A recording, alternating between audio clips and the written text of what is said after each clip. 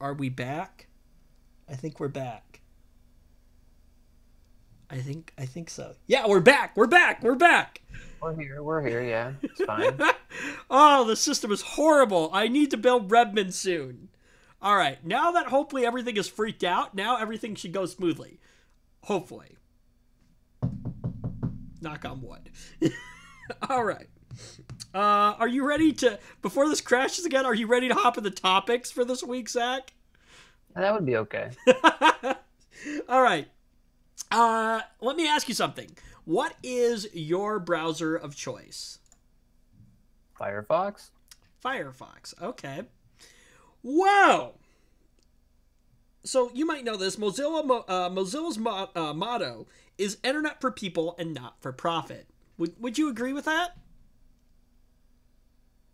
I suppose. Sure, that seems reasonable. Okay.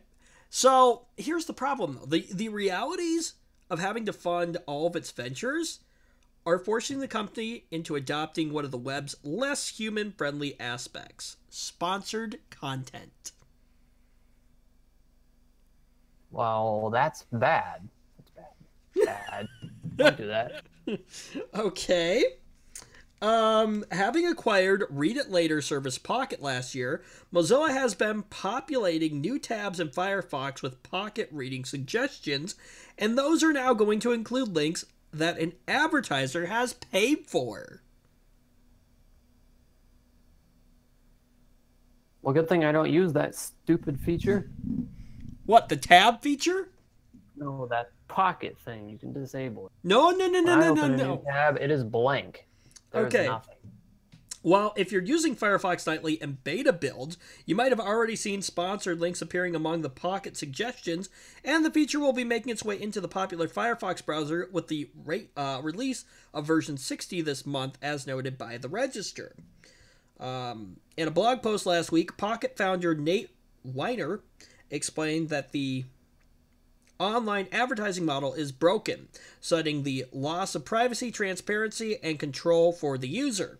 What he and Mozilla propose as an alternative is to restore all three of those facets to Firefox users while still generating income by placing paid-for links in front of those users. Now, Mozilla promise is to only promote valuable content worthy of your time. I don't believe that for 2 seconds.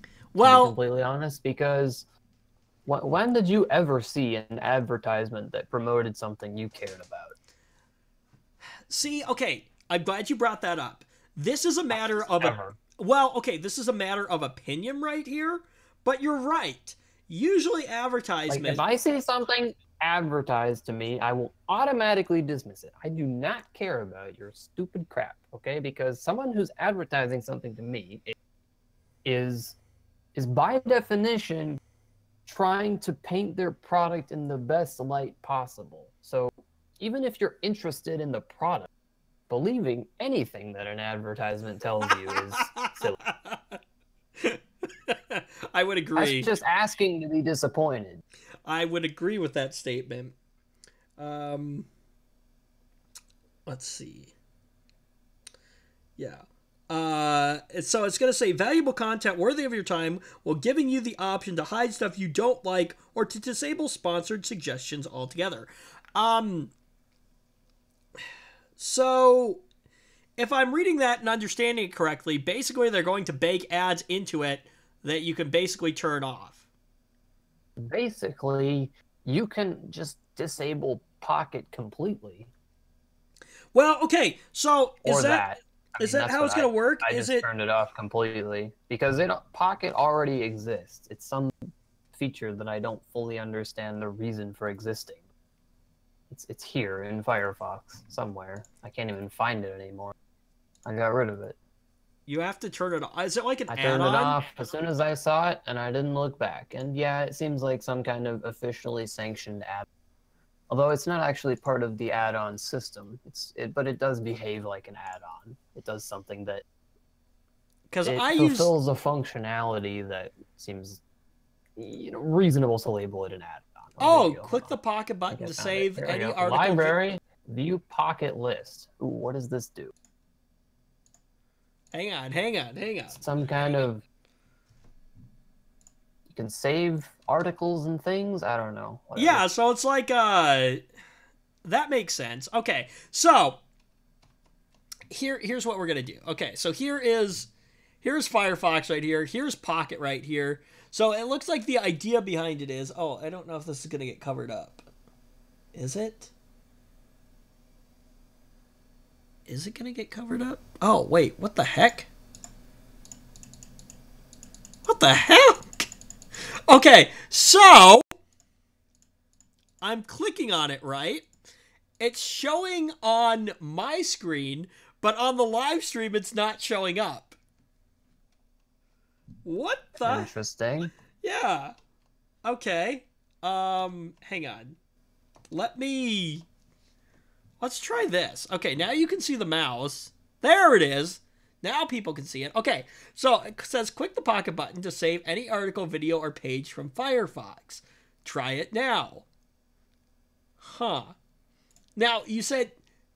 Somehow it's supposed to also provide suggestions for things that you might want to look at when you open a new tab, but seriously, that's the last thing I want my browser to be doing. Personally, like, I don't even like when they litter your new tab page with things you've already visited. Like, you know, I set it so I open a new tab, it's just a blank screen until I go somewhere. Yep, looks like, That's how I like it. So, this personally, isn't for me, when this correctly. change launches, I am not going to notice it. Okay. Yeah, unless this page isn't rendering correctly right now. Maybe it's not. Or maybe I do have it set up to just be blank pages. How do you... Okay, you know what? Let's do this. How do you disable Pocket? I do not know. I turned it off long ago and didn't look back. You know what? I bet you, because it's a built-in feature of the browser. It is a built-in feature for sure. Customize. I never would have installed that myself. Options? Is it under options? Let's see here. Oh, here we go. Did you figure it out? Options, home. Recommended by Pocket. You can turn off... Is sponsored stories this thing that they're talking about? Because I actually have that turned on, even though Pocket itself is turned off. Might as well turn that off, too. Digital rights management, DRM, downloads. Wait, okay, where do you see this? Oh, wait, homepage? Yeah, home. Well, I see home. Tabs. No. You, in options, there's a thing, a category called home. Go there, and you'll see it. Okay, so click on the little thing, click on options, that opens up. And on the left side of your screen, there's a home tab. No, I don't see a home tab. I see general, search, privacy and security, and Firefox account. Oh, I have a home tab. Maybe yours is more updated than mine. Turned off. Search bar, default search engine, general. Firefox is not your default browser. No crap, it's not. What? Hang on. Yeah, I don't have a home like you do. I don't have that tab. Well, okay, let's do this. What version are you running? Let's see here. How do you even check? I don't remember. 61.0b3. Where do you find that? Is it in, oh, here we go. You said 61? 61.0b3. Oh, see, this is why. I'm running 53.0.3. I'm a few versions behind you. Just a few. That's actually way outdated. What the heck? I don't know why it didn't update more often, but anyway. Yeah. Okay, then. Well, I'm doing an update right now. In the background. Alrighty. That's interesting. So. Did I read this correctly, then? Okay, so it's just being... See, I was under the impression that it was going to be built in with the new tab pages, but I guess I may have read that wrong then. The new tab pages? Like, yeah, when you open a new No, tab. actually, I think that's, well, I haven't turned it on, so I don't know, but previously, before I turned it off, that was a thing that would happen. In your new tab, you would get things recommended by Pocket. And so as soon as I saw that, I was like, nope, get me out of here. That's stupid. Okay, so that's what I was imagining was going to happen, how they were going to do this, but okay. So that's apparently okay. So oops, nope, not add-ons. My goodness, I can't hit the right buttons here. Options. I still don't have a home tab. What the heck? Well, I do, so don't know what to tell you there. About Firefox 60.0 now. That's what I'm running. Do you get the nightly builds? Is that what you get? Nope, definitely not that. Huh. I wonder if you do and you like accidentally like hit that option. No. Because it said I had the latest version, 60.0. What is the latest version of Firefox? Let's see here. I think you might get nightly builds, dude. Yeah, I do? I think you do. Because, yeah, it looks like Firefox releases. The most current Firefox release is 60.0. You get nightly releases. You already have this feature somewhat, it looks like. Yeah, and I never even knew because I don't use that crappy excuse for a feature, I guess. I don't know. Yeah. Last thing I need is my browser telling me what things I should look at. No. Doesn't your browser already kind of do that? What? No. How is it doing that? Oh, yeah, that's right. You have AdBlock. I forgot about that. Well, yeah, I use AdBlock, but also I don't have that Pocket thing turned on. That's the only other way I would think it would be doing that, right? Firefox Quantum. Fast for good. I don't even know how to, like, check what the nightly builds are. I was going to look and see. That's why you probably have random, Beta Nightly Developer Edition. Oh,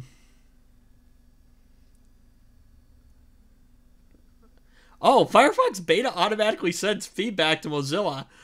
Oh, interesting. Nightly. Okay, get a sneak peek at our... Let's see here. It doesn't give me the version. Let's see here. Learn more. Yeah, I don't know. I think you might have nightly or the developer or something like that where you get odd updates. But whatever. So, this is a thing that's going to be happening apparently. I think it's stupid. Apparently you can turn it off. That was going to be my big thing though, was that if you couldn't turn it off, who cares? If you couldn't turn it off though, would it make you switch browsers? Absolutely. What would you switch to though? More likely, I would just find some add-on to fix it.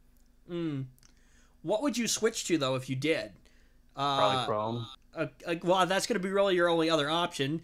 Safari apparently doesn't run on Windows anymore. Not that you would use it anyways. Why on earth would I touch it? I was going to say not that you would use it anyways, and Opera apparently has some similar feature built in that Firefox is doing. So, yeah. That's all a thing that's happening. Moving on to our next topic for this week. Although, see, Chrome might not be that much better because apparently Chrome is having its own set of issues with extensions that infected like 100,000 plus users. Again! Well, it's a good thing I don't load up my browser with too many add-ons. I don't either. Well, okay, but see, we'll get into that in a moment here. So criminals infected more than 100,000 computers with browser extensions that stole login credentials. And then also like mined cryptocurrencies and engaged in click fraud. What the heck is click fraud? Is that where like I the think paid? that's when when it like generates clicks on an advertisement. I was that gonna are say like the basically paid per clicks thing, whatever. fake. Yeah. The malicious extensions were hosted in Google's official Chrome web store. Anyway, so the scam was active since at least last March, when 7 malicious extensions known so far. Researchers with security firm Rabware reported Thursday. 7 of them! How does Google miss this? My question. Who knows? Right? Probably most of them are checked by algorithms. That's probably And true. perhaps the algorithms just failed that time or something. Well, okay, I have to give a little credit to Google because apparently they identified 5 of the extensions on their own and then removed 2 more after Rabware reported them. But, like, shouldn't have Google, like, figured it out, like, a lot sooner than March? One is too many. Yeah. In all, the malicious add-ons affected more than 100,000 users, at least one of which was inside a well-protected network. Ouch. Yeah, of an unnamed global manufacturing firm, Rabware said. So, yeah. So how does that work for Google? Do they get, like, slapped like a giant lawsuit or something like this? Or, like... I sort of doubt it. I bet you there's something in, like, I'm sure they've been covered by, terms of use and all that. I was going to say, I'm sure there's something in the terms of use, EULA. While you're using our browser, we're not responsible, blah, blah, blah. Because everyone reads the EULAs, and everything. Do you accept the agreement? Yeah, I do. I'm not going to read through it. I mean, let's be honest. Have you ever actually read through one of those before, Zach? No, I haven't. I don't have hours to throw away. Sorry. Not to mention, you probably wouldn't understand half the legal jargon in there, would you? Yeah, you don't have to be a lawyer to understand everything. So, over the past 8 months, malicious Chrome extensions have proven to be an Achilles heel for the internet's most widely used and arguably most secure browser. Yeah, not anymore. Yeah, most secure? Well, I'm sure that rating just took a bit of a hit. Yeah, last August, lax rules for securing extension developer accounts led to the compromise of 2 extensions installed on millions of computers. Lax security extension developer or lax rules. See? And then you get yourself into trouble. So, I like this idea. Let me ask you though, do you think it would reduce the amount of crapware, or do you think it would stay about the same? Kind of moving to like Google's approach, where if you want to develop apps for, or not Google, Apple. If you want to develop apps for the App Store, you have to have a developer account, and it costs money to have a developer account. Well, I mean, it would definitely cut down on the number of like useful things that are created by just everyday people, that's for sure. I think you're right, but would it also cut down on the crapware, or do you think people would just be like, we're going to make enough money off it anyways that it's totally worth it? Well, that's a possibility, but it would probably also cut down a little bit. It might cut down on some of the more low effort stuff. Yeah, you're probably right. So, in 2 separate incidents in January, researchers found at least 5 malicious extensions installed more than 500,000 times. 2 weeks ago, Trend Micro documented the return of Facex Worm, a malicious extension that was first spotted 7 months earlier. Okay, so if it was already like spotted, how did it miss it again? Who knows? I feel like Google needs to do some PR here and answer some questions. Like, yeah. Now, Google manages to proactively detect and remove many malicious extensions, as evidenced by Rabware's finding that 5 of the 7 extensions were discovered, were no longer available in the Chrome web store. but the regular success attackers enjoy all but generate or guarantees the rash of bad extensions will continue. See, it takes more time, but when you have humans check things, I feel like it cuts down on the amount of stuff like this. But, of course, time, money, things like that. But algorithms are not perfect. I think in some ways we rely on algorithms a little too much sometimes. I don't know. What are your thoughts? Yeah, eventually maybe we'll get to a point where they're good enough, but where the algorithms improve, so do the people making things you want algorithms to. That you want algorithms to what? You cut out at the end there. That you want algorithms to stop. Oh, okay. While the algorithms get better, the people making the bad stuff that you built the algorithms to stop are also getting getting more advanced, right? Yeah. Maybe a better way to put it would be the algorithms are getting better, but their job is getting harder at the same time. Yeah. I can see that. As evidenced by Radware's find, hang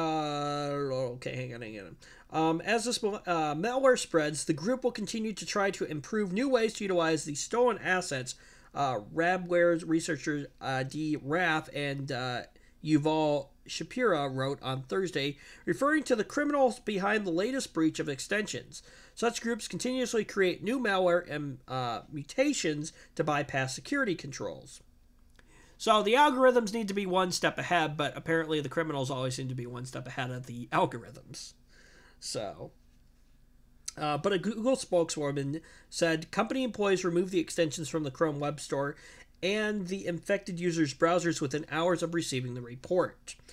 So, okay, kudos to them on that, I guess. The extensions were being pushed in links sent over Facebook that led people to a fake YouTube page that asked for an extension to be installed. See, this is how you said, of course, we know better, kind of, but you said you don't go around installing extensions on your browser very often.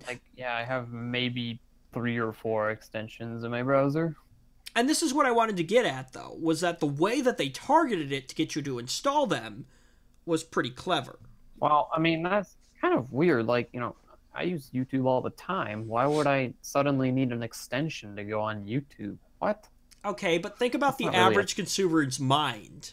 Yeah, but that is kind of something that makes you go, what? Well, to us, yes. We would be like, what? But probably to an average consumer, oh, I just want to watch my YouTube video. Sure, click, okay, whatever. Yeah, you're probably What's right the first thing that happens when somebody goes to a website that needs, what was it? Silverlight? Like something? Do you remember that extension?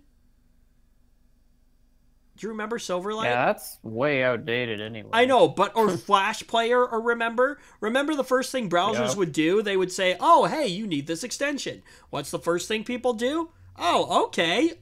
Click.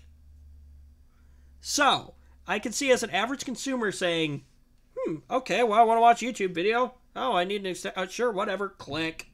You're infected. It's the same thing with phishing emails. Stuff like that.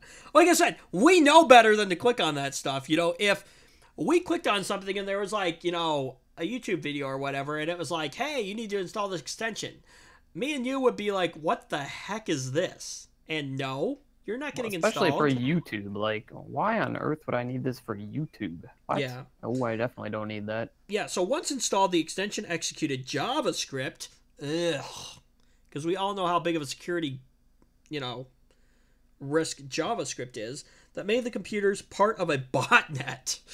So the botnet stole Facebook and Instagram credentials and collected details from a victim's Facebook account. The botnet then used that information to send links to friends of the infected person. So it kind of keeps spreading and things like that. And here's the problem. Again, you get something from somebody that you have as a friend on Facebook, you figure, oh, hey, it must be legitimate. and you click on it. So, those links push the same malicious extensions. If any of those friends followed the link, the whole infection process basically started all over again. So, yeah. The botnet also installed cryptocurrency miners that mined the Monero Bytecoin. Apparently they didn't make much, though. Like, over 6 days, they made like $1,000. So, it took a while. Interesting. But, yeah. So, that's totally a thing that happened. But, I don't know. I'm kind of bored with these topics for this week. There's not really anything super good in here. Okay, this is interesting. Let's talk about Google a little bit more. So, you might have heard about this. Did you hear about Google Duplex, Zach? Nope. Okay, so basically, in the age of disinformation where fake news thrives and the public has trust issues with technology, Google has designed a machine that can basically deceive humans. Oh, that's a good idea. Yeah, let me see if I can, let's see here. Let me change, input device. Okay. You're not going to be able to hear me, but you'll be able to hear the audio from my computer, I think. Anyway, here, hang on. I'm going to play something, and just listen.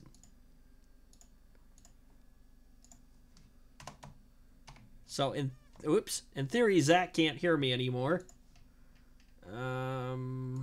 This is what I want. Here we go. So how can I help you? Hi, I'm calling to book a woman's haircut for a client. I'm looking for something on May 3rd. Sure, give me 1 second. Mm-hmm. Sure, what time are you looking for around? At 12 p.m. We do not have a 12 p.m. available. The closest we have to that is a 1:15. Do you have anything between 10 a.m. and 12 p.m.? Depending on what service she would like. What service is she looking for? Just a woman's haircut for now. Okay, we have a 10 o'clock. 10 a.m. is fine. Okay, what's her first name? The first name is Lisa. Okay, perfect. So I will see Lisa at 10 o'clock on May 3rd. Okay, great. Thanks. Great. Have a great day. Bye. Okay, so Let me guess. One of those voices is a bot. Yes. Okay. The very first voice that you heard is... So, basically, what you do is you tell your Google Assistant, I need an appointment, and then the thing calls the hair salon or whatever, or a restaurant, and then actually makes the appointment and stuff for you, or the reservation. So, as you heard, though, it sounded very much like a very human voice. Well, that's good. Well, kind of. Because, I mean... This is where we get into the deception, sick and tired of every voice assistant sounding like a creepy robot? Hi, I'm a creepy robot. I mean, I guess that seems like a reasonable change, right? To make them sound actually human sounding. So here's where the controversy of this is coming in, though, is that the fact that it sounds like an actual human, not to mention, did you hear the human traits that were in there too? Hold on, give me a second. And it actually is like, because it understands the way that we talk as humans. It understands those little,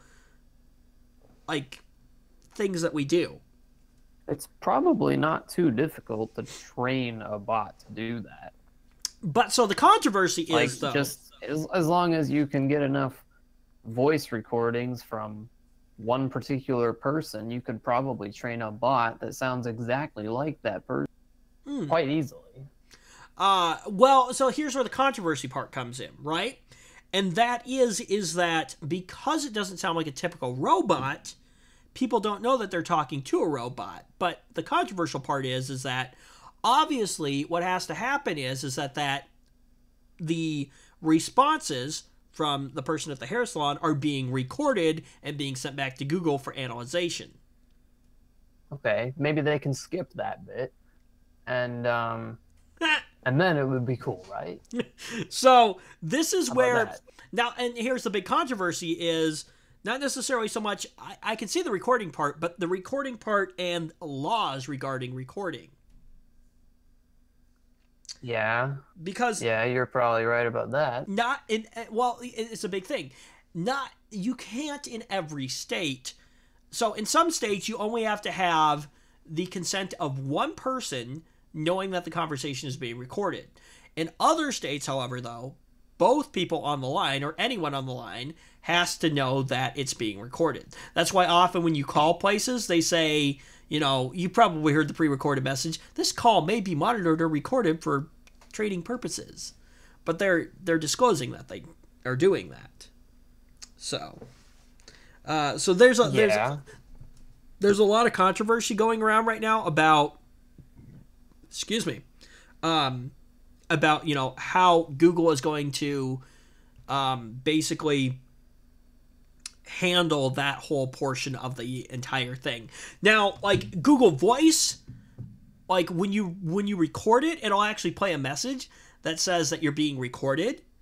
And what Google is saying with this whole thing is that it's still in development. It's not fully ready yet.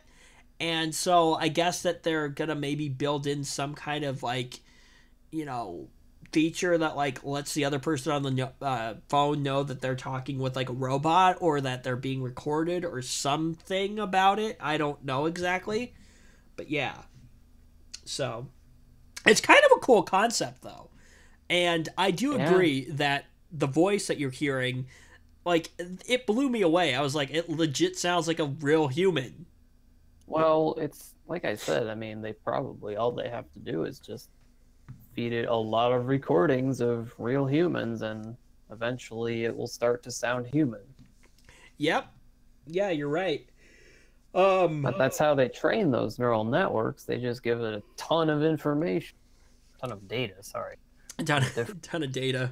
Give it a huge amount of data, and it will, by some weird thing that it does, it will turn that data into something useful to it.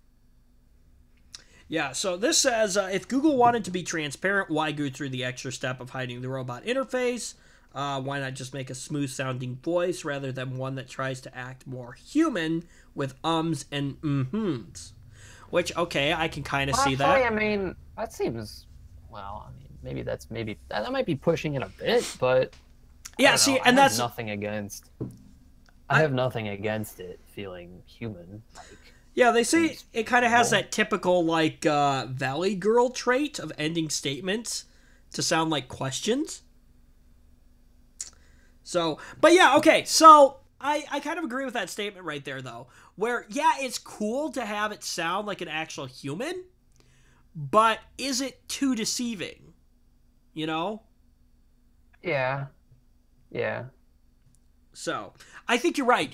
If Google can figure out how to build the functionality of this into the device itself so that it's local to the device and not having to go back to Google to interpret what's happening, then I think that whole recording portion of it is not necessarily such a big deal. But yeah, it does add a lot of privacy concerns in when you start getting, you know, something that's recording a conversation, especially when you don't know that it's a robot that's doing it. You know what I mean? Yeah. So, anyway. Kind of an interesting thing. I think it's actually really cool. I think there's still some parts that need to be worked out of it. But, yeah. So, anyway. Moving on. Ooh. Time to get to... Ooh, okay. Now we're starting to get into some of the good stuff for this week right now.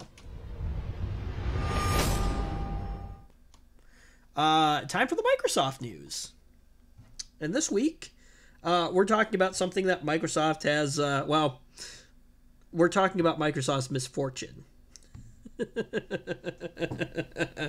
The Surface Pro 4 line. Probably extremely overpriced for what you get. I'm imagining. I don't know. But Microsoft will be replacing Surface Pro 4s that are afflicted with a screen flickering issue, which is caused by a hardware problem and is unfixable in a firmware or software upgrade. So, do we fault Microsoft necessarily for this one, or is it the manufacturer of the screen? Not sure. So, for more than a year, there have been complaints from Surface Pro 4 users that their tablet computers were developing a nasty screen flickering issue. Now, you can see the issue in action in a video, which we don't have. The random occurrence and nature of the corruption made it clear that the hardware was the cause. To try to eke some life out of their systems, though, some Surface Pro 4 owners were putting them in the freezer. Yeah. It did work temporarily. It did work temporarily.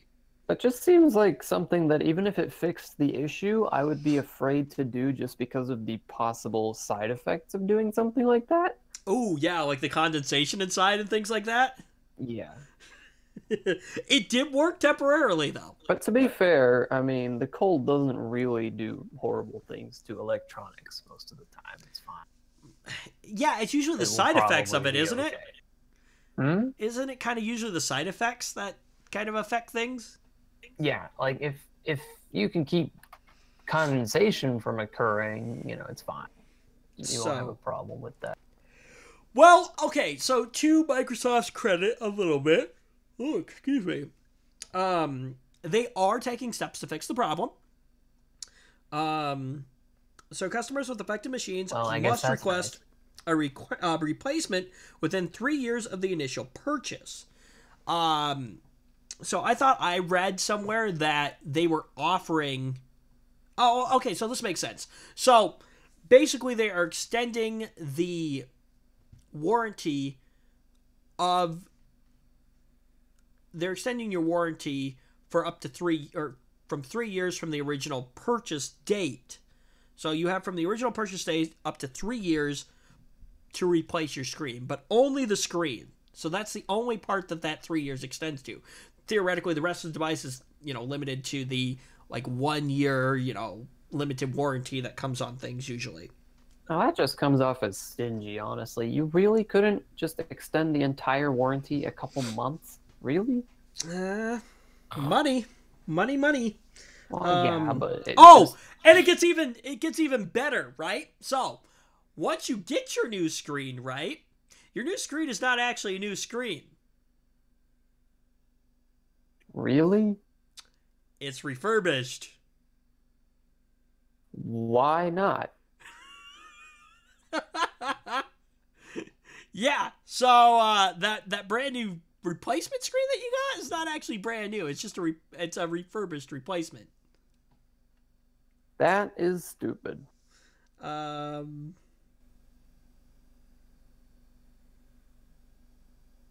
Let's see. Wait, Yeah, hang on. Go ahead and call that stupid. Hang on. Okay, with Microsoft now properly acknowledging the problem, these hacks are no longer necessary. Customers with affected machines must request a replacement within 3 years of the initial purchase, whether it was a consumer or corporate sale. They'll receive a refurbished but otherwise equivalent Surface Pro 4. What? Okay, there's contradicting stories here. I read that they were replacing the screens, not the entire... The way this article makes it seem is that they're replacing the entire device with an equivalent Surface Pro 4. What does that mean, an equivalent Surface Pro 4? Why can't they just keep it simple? Equivalent? Perhaps that means with the same hardware configuration? But it's not a Surface Pro 4? Honestly. More than a few owners of affected systems have paid Microsoft for repairs. Screen replacements can be done for $450. The company says that anyone who had their screen replaced to address flickering should contact the company and apply for a refund. At least they're doing that. So, it's not clear just how many owners have been hit by this issue. For what little it's worth, several Surface Pro 4 systems have passed through, that doesn't matter, through the writer's hands of this article, yada, yada, yada. So, I ding Microsoft in a few places here. I don't know. There's conflicting stories between articles. One article that I read, it made it seem like they were just replacing the screen, not the entire device. That's what makes it seem like they're replacing the entire device. The part that is consistent, though, is that it's not brand new. It's refurbished. Which, come on, seriously, Microsoft? Seriously? So, yeah, there's that. But, on the other hand, I mean, at least Microsoft is acknowledging that there is a problem, and they are at least kind of sort of trying to fix it, I guess. Like... Yeah, that is a plus. Yeah, so... Yeah. Yeah. Like, kind of, sort of good job, Microsoft, but not really? But also, why did you... How did this even happen? Like, what? Yeah, that is another good question. How did this even happen in the first place? Well, let's see. It's Microsoft, and they just kind of sort of suck at doing anything, it seems like, nowadays. You know what's going to happen? This show is going to get big one day, where a lot of people are going to watch it. We're going to have some Microsoft representative watch it, and then we're going to get, like, in super big trouble for, like, making fun of them every week, but whatever. What, super big trouble for speaking our mind? Well, there is such thing as slander, but... Well, are we really... I don't know if we'd really be slandering them, though. I mean, we're reporting what the news is. You know, with our own comments in there. So, yeah, I think you're right. It probably would fall under, you know, freedom of speech or whatever. So, we'll be fine. I think we'll be fine, too. Anyway. All right. They could do with making it a little less easy for us. Yeah, right. Right. Okay. So, how many times has this happened to you, Zach? You're sitting there, your phone starts ringing. You decide, I know I shouldn't answer this, but I'm going to answer it. Oh, fun. It's a robocall. Not often, because I usually deny them. Yeah, usually I do too, but on the off chance that I do and you find out it's a robocall, you're like, ah, crap. Wow! I can't even remember the last time, honestly. You know, the FCC is evil, but in this case, it's evil towards somebody else, although I'm still very, very upset about the whole net neutrality thing. Yeah. Anyway, the FCC voted Thursday to impose a $120 million fine on a Florida man who allegedly made nearly 100 million robocalls to trick consumers into purchasing exclusive vacation deals from well-known travel companies. Nice one. Yeah. So the FCC proposed the fine in June of 2017, alleging that Adrian Abramovich, I believe is how you pronounce his name, had made 96 million robocalls during a 3-month period in 2016. Holy freaking crap. Nice one. The commission... That's a lot. I know. The commission finalized the penalty at its monthly open meeting. Chairman Ajit Pai, who's evil, by the way, and Commissioner Brenda Carr and Jessica Rosenworcel approved the measure, while Commissioner Michael O'Reilly approved it in part and dissented in part. Okay. So he kind of sort of agreed with it, but he kind of sort of did. I don't know. I don't know legal stuff. Anyway. So the guy that is basically on the hook here told the Senate panel in April that he was not the kingpin of robocalling that is alleged.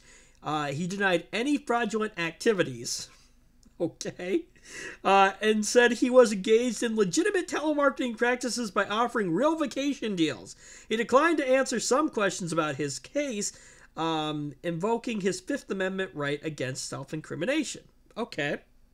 The FCC accused the Florida man of tricking consumers with exclusive vacation deals from well-known travel and hospitality companies like Hilton and Marriott.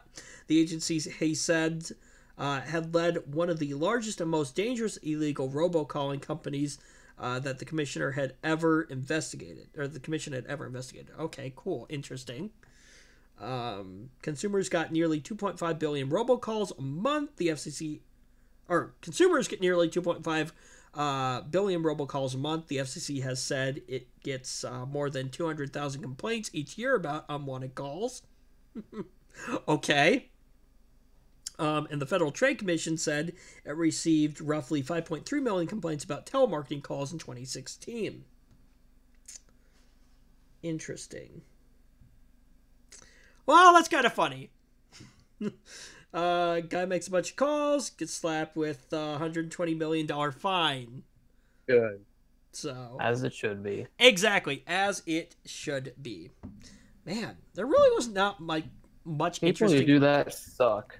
Yeah. Oh, man. I wish the topics for this week were a lot more interesting than they really were, but they really weren't. So, time for rapid fire stuff real quick, and then we are going to be done for this week. Hulu went down, apparently. Oops. Right? Let's see. This happened May 11th, so when would that have been? Last Friday? Early in the morning on Friday, frustrated Grey's Anatomy fans and others, of course, took Hulu's Twitter feed to ask why they were getting this error. Video not available in this location. Oh.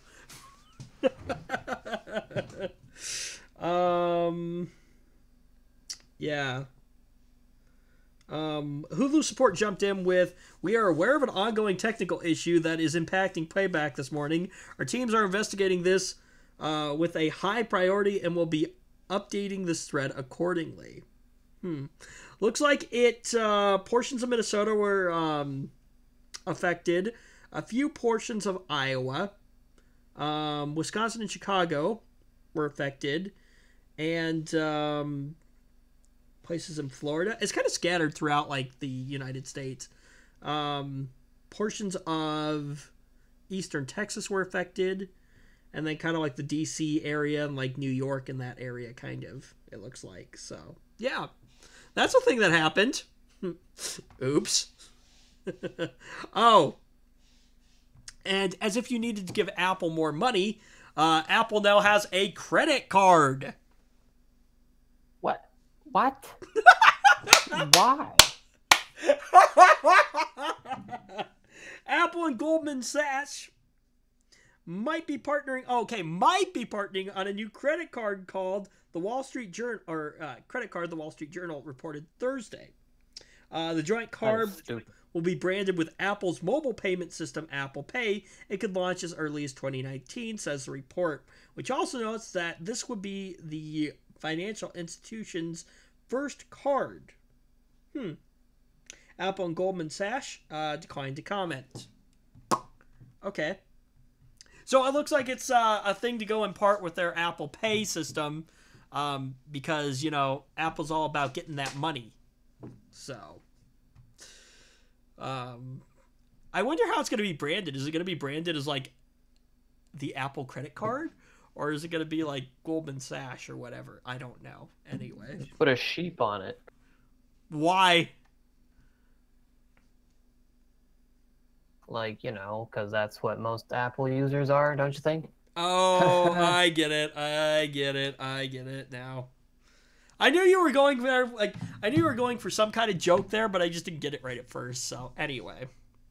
So, yeah. All right. That's all I have for this week. It was kind of boring this week because, like I said, there really wasn't anything good in the tech news. Yeah. So, Like if you liked, dislike if you didn't dislike. I won't blame you if you hit the thumbs down button this week. Yeah, anyway. So, hopefully next week will be a little bit more interesting. Although, I still think the giant fine on the guy was pretty funny. And It was. the Google thing is interesting and a little scary at the same time. So, yeah, that's the thing that happened this week. So, or last week, I guess. So, anyway, all right, with that said, we are going to end this episode of The Ram Show. Thank you so much for joining us. If you liked it, like I said, thumbs up, didn't, thumbs down. Get subscribed below if you haven't done that already. I think some new content's coming soon-ish. So, oh, you know what? Before we leave, hang on. Let me find the right buttons. There we go. Let me ask you something real quick here. Zach, do you remember what your first legitimate, like, computer game was?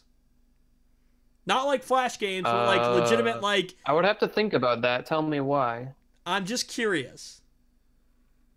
Like, it doesn't have to be exact, but think back to, like, one of the very first kind of computer games you played that had, like, a CD. Probably Roller Coaster Tycoon, honestly. Okay, Roller Coaster Tycoon. I was in the thrift shop today. Guess what I found? What did you find? Sim City 2000. And it was Never like played any of those. It was the special edition, so it's got like a bunch of other stuff too in it. I think it's designed to run like on older systems, but I'm gonna see if I can get like XP on a system because I have an older system kicking around and see if I can get it to work. So might be a video coming on that. Ooh, and I was down at my church today, and they had some old like tech stuff sitting around that I was helping go through. I found a like very, very early version of Microsoft Word. It's an upgrade version. Guess what media it came on? A floppy disk? Or not just one floppy disk, like 4 floppy disks. Oh no. So, I might hook up with our good friend, the Redneck Michael. That's not his official title, but I'm trying to convince him. Did you know, like, he's got, like, a bunch of older systems sitting around now? Like, he bought, like, an old, like, IBM something. Nope. Like, we're talking, like, vintage systems. So, anyway, I might get with him and see if, because he's got, like, an old DOS laptop, too, or something like that. So I might get with him and see what we can do, and maybe we'll do a video on some of that stuff, too. So, anyway, but, yeah. All right, that's all I have for this week. Again, like, comment, subscribe, all that good stuff. Turn on the bell for notifications. Yeah. And I think we'll be back next week. Yeah, we should. Okay. Bye!